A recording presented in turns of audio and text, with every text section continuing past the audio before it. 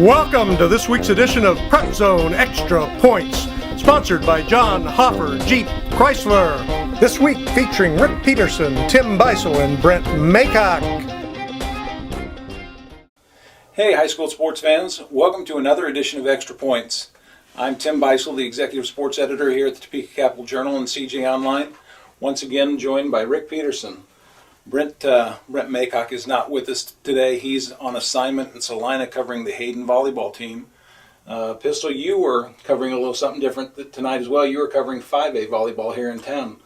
Why don't we start with that, actually. Hayden and Heights both kind of roll today and move into state semifinals in volleyball. Hayden didn't surprise me at all. They were a low seed, but that's based on record only.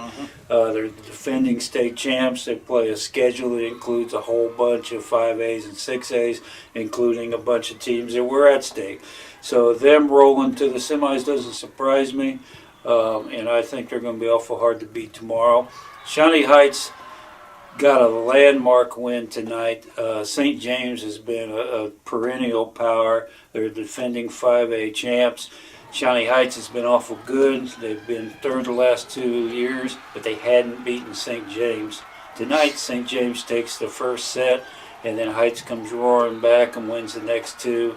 Got great performances from Jazz Sweet, Megan Cooney, Amaya Tillman, Faith Rottinghouse, and on down the line. They had a little bit of everything going and pulled out that win, won their pool, and now they're in the semifinals and didn't back into the semifinals as they would have with the loss. They won. Absolutely. You mentioned some of the seedings. Hayden entered, I believe, as the 6th seed, and Yes. Heights was the 5 seed. Yes. But you also said that was misleading, and it is. If you look at the KVA rankings, I believe Hayden's was the top seed in the final KVA all year, basically. And Heights was number 2. And was number 1 or number 2 basically all year. Right. Heights tomorrow will open with Emporia, I believe, and then they will have another showdown. It'll either be St. James or Aquinas, and neither one of those teams are going to be easy. No, they're not, and Aquinas and Heights play a lot too, and that's kind of gone back and forth. I think Heights should have a lot of confidence after tonight, but it's going to be tough. I'm not sure what Emporia is thinking or what Heights is thinking. I'm not sure I'd want to play a league team in the semis either, because you know each other pretty well and things like that. But I think it'll be a good match, and the other one, St. James and Aquinas, is always a battle. So whoever comes out of there, it's going to be tough. That should be interesting. Well, while Heights and Hayden were starring on the volleyball courts tonight, Hayden, Washburn Rural, and Seaman were playing starring roles on the football field.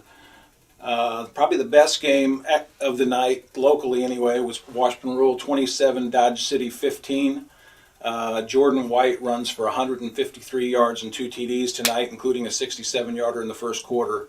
Hunter Browning adds 114 yards and a pair of scores, and the Junior Blues also forced a key fumble against Dodge City. Neither one of us were there, obviously, Pistol, but that sounded like a heck of a win for Rural. Yeah, I thought they'd have a good chance in that.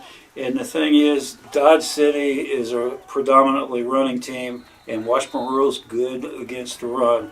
But the thing about this is another big win for Washburn Rural, another big win for Steve Bueller. I'm going to have to go back and look, but I'm not sure they've won a playoff game at Washburn Rural since they finished second in 6A. And that's been a long time ago. So it might have been 91, maybe. Yeah, I was going to say it's been a long time, and I got to go check. But this is a big win for them. Now, going back to I told you about Heights playing Emporia in volleyball. Now you get a league rematch in football, and again, I'm not. Manhattan won that first one 28-6. I'm not sure I'd want to turn around and play a league team again if I was Manhattan, whereas Rural, I think, felt like they could have played better in that game. They did some really good things against Manhattan, but they gave up a bunch of big plays. They're probably, licking their chops to get another chance at them. Absolutely. Other city action, Seaman 61, KC Harmon 22. The Vikings basically just rolled in this game from the start. They scored 34 first quarter points, picked off 4 Harmon passes, and got a pair of interception returns, actually, one from Simeon Sykes and one from Nick Steiner. I think that game's kind of what we thought it would be. It is, and it looked from just looking at the story before I came up here, Dalton Cowan, the Vikings standout quarterback, only played in parts of 2 quarters. I think they tried to take care of business without taking a chance on getting anybody hurt and things like that. I know they set out Kevin Morantz, their good running back / receiver tonight, to nurse an injury. They should be healthy, ready to go going into next week. And I'll tell you right now, they're going to play Casey Turner, which beat Washington tonight. I think if Seaman just takes care of business, they're going to go another round. If you look at the bracket, they look poised to potentially, anyway, make a deep run in that 5A bracket. Another game that had playoff implications but wasn't actually a playoff game in Class 4A Division II, Hayden 58, Jeff West 8. The Wildcats dominated this game, outgaining the Tigers 322 yards to 107. Scored on 5 of their first 6 possessions. With the win, Hayden now looks toward the playoffs. They will start with a home game against 2-7 Osawatomie next week. Yeah, and Hayden all of a sudden is starting to look like Hayden. Right. They get off to a tough start, and people are wondering, what's wrong. Nothing's wrong. I mean, they're fine. They've had some really good wins. They had a good win against Shawnee Heights. They had a great win against Holton. Tonight was no surprise. And I think they're poised to go some rounds in the playoffs too. Well, when you play teams like Seaman and Washburn Rural and Manhattan and Junction City, you're going to take some lumps. But I think we're finding out that this has them really prepared once you drop down to 4A Division II. Yes, and it always seems to be. I think they've been a state semifinalist the last 2 years, and there's a reason for that. Absolutely. Those are the 3 city teams that remain alive this year.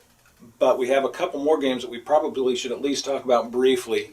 Most notably, perhaps, Wichita Northwest beating Topeka High 29-28 in the first round of the 6A playoffs in Wichita.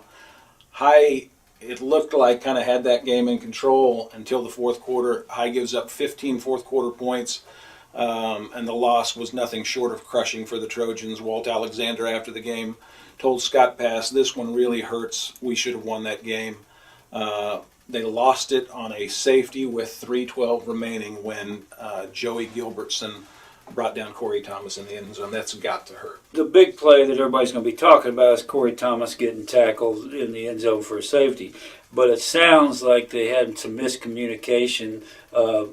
Northwest was trying to squib kick and got by a whole bunch of walls to get to where Kai Thomas had to hurry up and pick it up down about the 1, only got back to the 9, and that's what put him in position for a safety.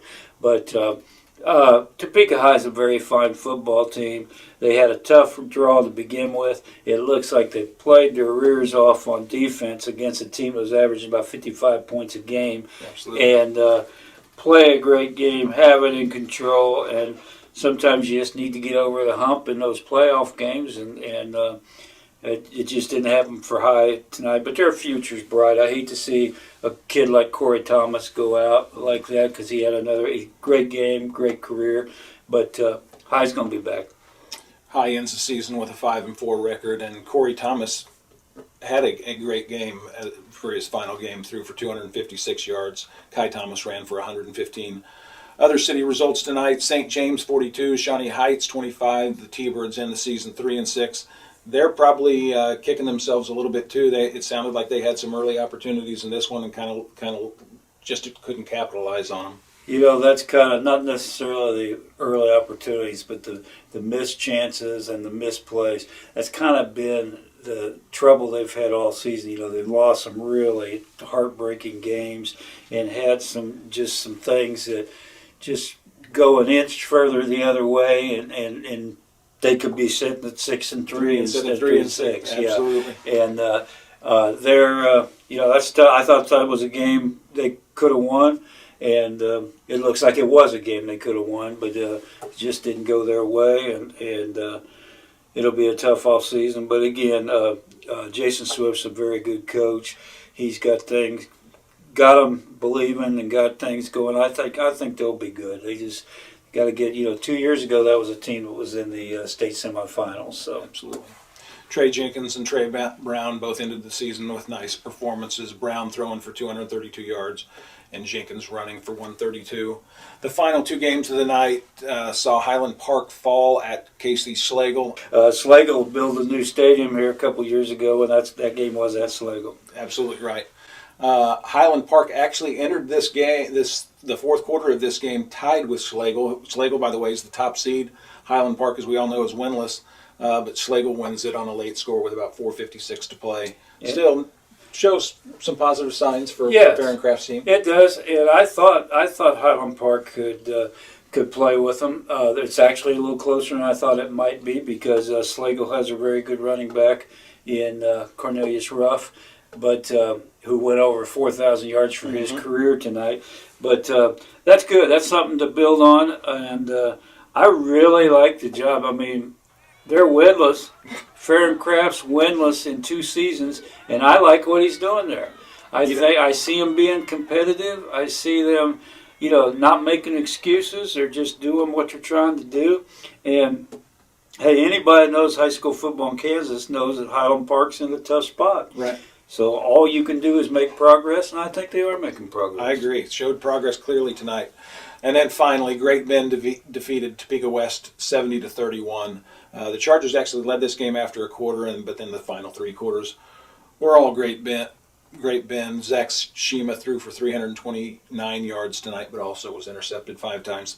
That's kind of what Topeka West has done most of the season, really. Well, Zach Shima's a good athlete. He plays with a lot of heart. He's the heart and soul of that team, and I know they're going to miss him. But Great Bend's very, very good. Great Bend's lamenting the fact that they weren't undefeated going into that game. They lose an overtime game to undefeated Garden City last Friday. So that's the fact that West jumped out on top is a very good positive for them. But that game probably ended up like most people thought, just because Great Bend had them at home, and Great Bend's a very, very good team. That will pretty much do it. I guess we just looking ahead to next week, I assume the one game you're probably really looking forward to is that Washburn Roll Manhattan game. Yeah, and that is a good game, and I just want to see Seaman, see how they take, how they accept success and how they keep moving forward.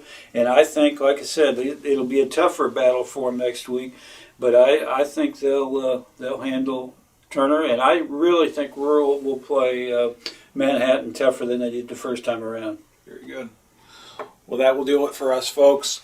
Thanks for joining us again. Log on to CJOnline and PrepZone.com for all your high school coverage. Thanks a bunch.